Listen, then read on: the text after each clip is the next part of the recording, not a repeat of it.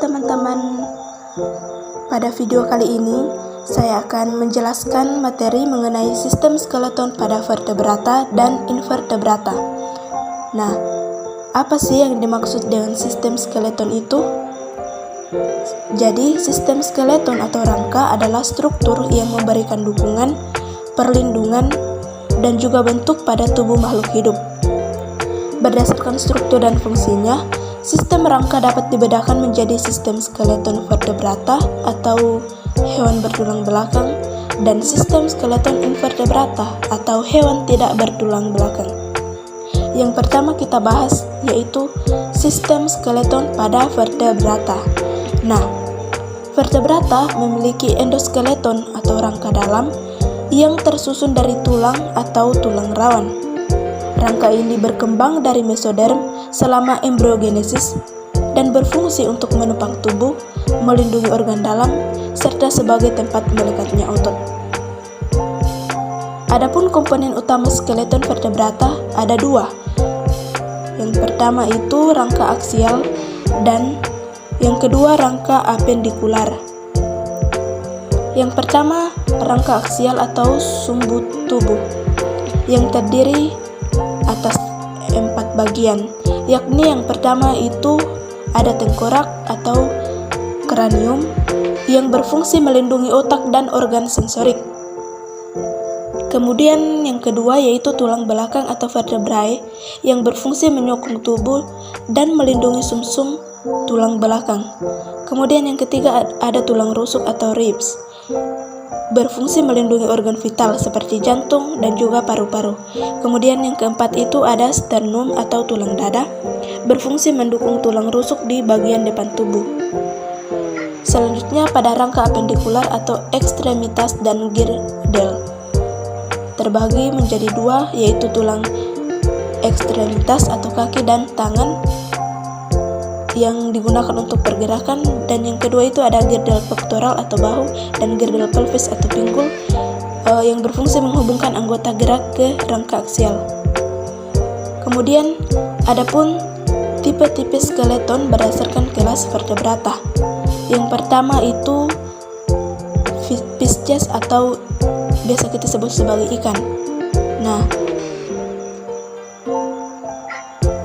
pada ikan rangka tersusun dari tulang rawan dan juga tulang sejati. Tulang belakang fleksibel untuk mendukung pergerakan di air. Kemudian ada amfibia atau padakata. Nah, padakata ini rangkanya lebih ringan dan memiliki struktur khusus untuk lompat atau merayap. Tulang belakang padakata lebih fleksibel dibandingkan reptil atau mamalia. Kemudian yang ketiga reptil, misalnya pada kadal. Nah, pada kadal tengkoraknya lebih kokoh dibandingkan dengan amfibi, karena pada kadal memiliki tulang rusuk yang berkembang dengan baik untuk melindungi organ dalamnya. Selanjutnya ada aves atau burung, di mana aves ini memiliki tulang berongga atau biasa disebut sebagai pneumatik yang berfungsi untuk mengurangi berat tubuh agar bisa terbang. Kemudian ada sternum besar atau tulang dada pada burung yang berfungsi untuk tempat melekatnya otot sayap. Selanjutnya yang terakhir itu ada mamalia. Nah, pada mamalia terdapat tulang kuat dan padat untuk menopang tubuh. Mamalia juga memiliki vertebrae yang terbagi dalam beberapa bagian seperti serviks, toraks, lumbal, sakrum, dan juga koksigeal.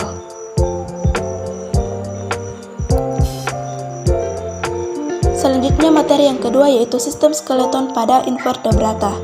Nah, invertebrata tidak memiliki tulang belakang dan menggunakan exoskeleton atau hydrostatic skeleton sebagai penyokong tubuhnya.